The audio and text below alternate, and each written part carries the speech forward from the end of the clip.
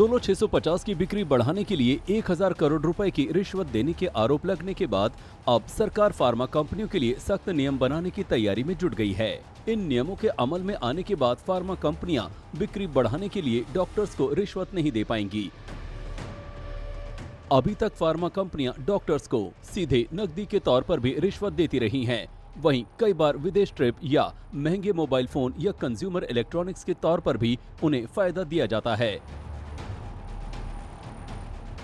लेकिन अब भारत सरकार ने अनैतिक तरीके से अपनी दवा की मार्केटिंग करने वाली फार्मा कंपनियों पर सख्ती करने के लिए एक कमेटी का गठन किया है। ये high level committee NITI Aayog के सदस्य वीके पॉल की अगुवाई में बनाई गई है।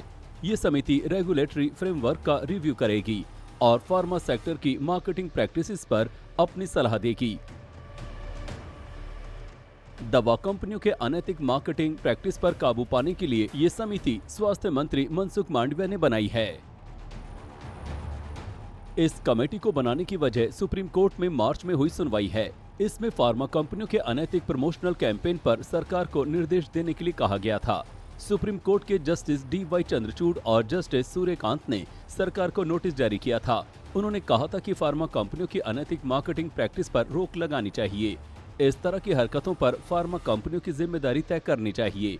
उन्होंने कहा था कि फार्मा कंपनियों को मार्केटिंग कैंपेन में ट्रांसपेरेंसी बरतनी चाहिए और अनैतिक मार्केटिंग प्रैक्टिस को बढ़ावा देने वाले किसी भी तरीके का इस्तेमाल नहीं करना चाहिए।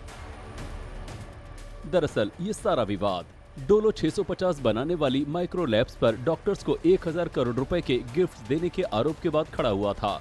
इसमें आरोप लगे थे कि मरीजों को डोलो 650 गोली प्रेस्क्राइब करने के लिए ये गिफ्ट्स बांटे गए थे।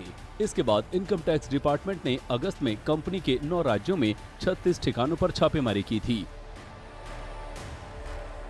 ऐसे में नई कमेटी के सुझावों के बाद भारत में अब उन फार्मा कंपनियों को कानूनी कार्रवाई का सामना करना पड़ सकता है जो बिक्री बढ़ाने के लिए रिश्वत और गिफ्ट के रास्ते अख्तियार कर रही हैं।